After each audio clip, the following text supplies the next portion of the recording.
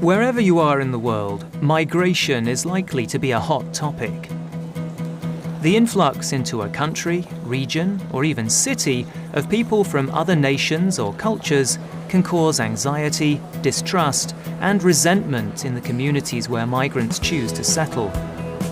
And the outflow of the educated and the young to other regions or countries in search of better lives can have serious consequences for the homeland that they leave behind. And being that new arrival in a strange place is always challenging. Overcoming language barriers, bridging cultural gaps, learning new rules, both written and unwritten, and just trying to fit in can be an exhausting and often isolating experience. But whatever your views on the current politics of migration, there can be little doubt that the movement of people is far from a new phenomenon. And the world as we know it today would, culturally, be a much poorer place if there had not been constant movement of individuals and groups of people between countries and cultures throughout history. Our languages, religion, food, music, art, attitudes, ideas and customs have been shaped and enriched by the mixing of cultures brought about through migration. And ultimately, migration is the sum total of millions of individual experiences. And migrants who have returned home often have unique perspectives on the similarities and differences between our cultures and what we can learn from each other. I moved to China for a job and I lived there for about 4 years. In general, I had a very good experience. I would say that my two main challenges were learning Mandarin and dealing with people's expectations of me. Most people obviously thought that I was from China. And so they would just make natural assumptions. They would, start speaking to me in Mandarin or and things like that. So loads and loads of times I had to keep saying to people, no, I'm not from China, I'm from Britain. In terms of learning Mandarin, it was very difficult because it's a tonal language. And if you don't get the exact tone, you could be saying something completely different. So sometimes, for example, or often when I was speaking to taxi drivers and I would say my address, they wouldn't understand me because of the tone. So I would have to keep adjusting my tone all the time. And so sometimes it would take at least 4 attempts to get my address right. In the end, though, I decided that the easiest thing to do would be to carry my address around with me, written in Chinese characters, so that I could just show it to the taxi driver. The other thing, of course, about Mandarin was, of course, reading and writing it. I couldn't read or write it, even though my parents, who are from Hong Kong, tried to teach me when I was very young. And that is one of my regrets, or that was one of my regrets when I was living in China. I kind of thought to myself a few times, I wish I'd paid more attention when I was younger, when my parents were trying to teach me. I've lived in Turkey. I've lived in Colombia, in Bogota, the capital, and I've also lived in Kazakhstan as well. So I suppose different regions completely geographically. But I don't think that really changed the people that were there. One thing I found was actually inherently all people, they're all the same.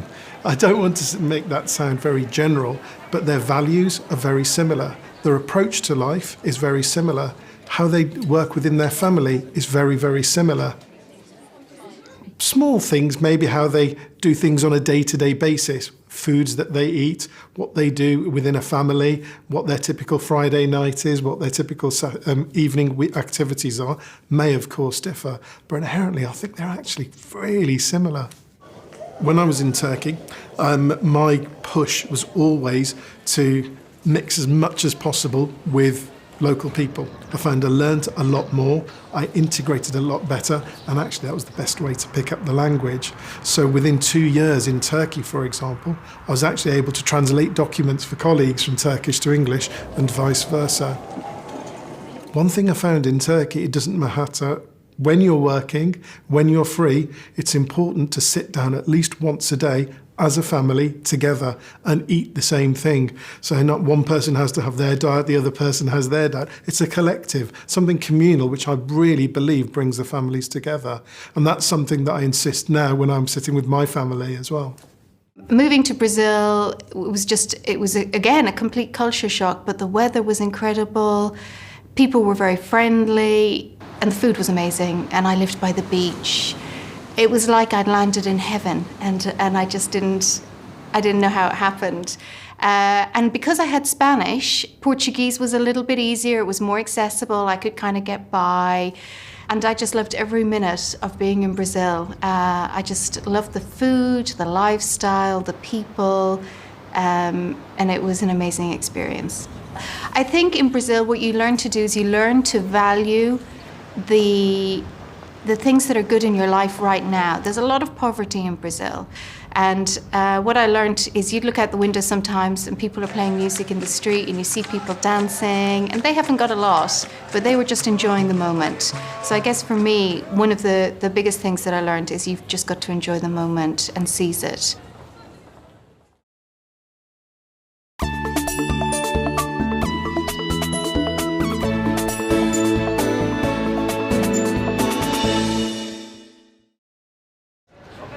Some people who migrate never return to live in their homeland.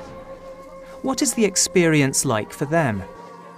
I moved to the UK in 2000, so about 15 years ago, from India. I was born and bred in South India in a place called Kerala, lovely place. I came here to do my degree, and my grandmother lived on her own here, so to live with her as well. When I was doing my degree, the first year or so, when you're sort of integrating yourself and learning more about the culture and all that, trying to understand the accents, I did feel a little bit foreign because in my first assignment, I did law degree, first assignment was to watch a trial in a courtroom, and the guy had an Irish accent and I had to take notes. I came back with a blank page and I was like, I don't have anything. I'm sorry, I don't understand that. Indian culture is very conservative in the sense that you don't have as much freedom of expression. Everything is set in their ways and there is a certain path you follow. So you go to school, you go to university, you get a degree, you get a job, then you do your master's, then it's all like that's the way it is. Most people do, and you kind of tend to fall into it. Whereas what I found here was people were not afraid to choose a slightly different path. Okay, what if I don't do a degree? Doesn't matter. I can go and work for 5 years and then go back into education, say 15 years later. It doesn't matter when you do it. When I came to do my degree, my plan was always to go back in 4 years' time and, get a good job and settle where my parents are, because they were back in India. And then I got married after a while. Not straight after, that would not be good. I got a job here in London, so I started working, and then I met somebody, and then he happened to be from here, and we got married, and the rest is history now. It's very hard when you're living in a different country, and if you have a different set of values and culture you grew up with, to keep it intact, it's very difficult. But I do strive to do that in terms of, like, in Indian culture, the family structure is very important. I'm sure family is important for everyone, but when your parents age, it's considered your responsibility to look after them. And I think that's a nice sort of thing to keep. And there are elements like that that I do miss sometimes. I don't get to do as much as I would like to. But I do, as much as I can, I try to think about it in my everyday actions and try to sort of bring it into my life. I do still think of India as home. I think that's because 16 years is a long time, and where you grew up, where you have your childhood, all that kind of comes to be the home. So I do think of it as home, although if I'm away from here for more than 2 weeks, I get homesick. So I can say I have two homes, maybe.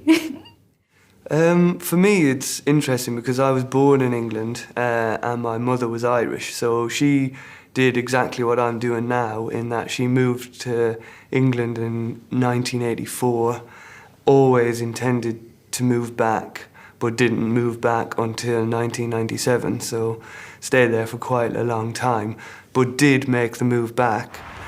Personally, I always imagined that I'd move back. It's home, I suppose.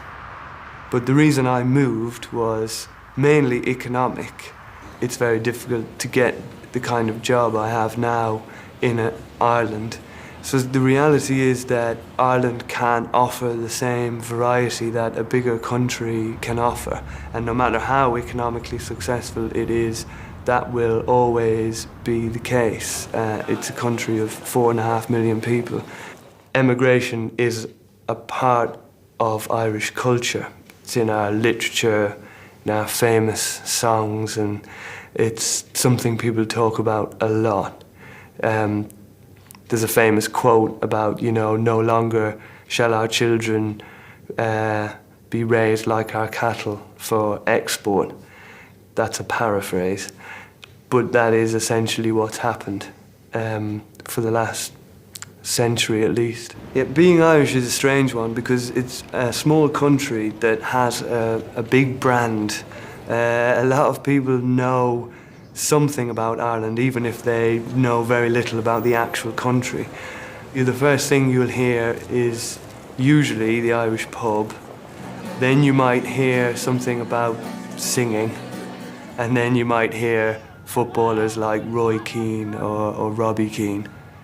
So when an Irish person goes abroad, they're usually met with this brand, and in a way it's a good thing. People tend to warm to you quickly, but that can also be difficult because people have a cartoonish view of Ireland which has little or nothing to do with the reality. So often you have to break through the cartoon-like identity to actually communicate what being Irish is.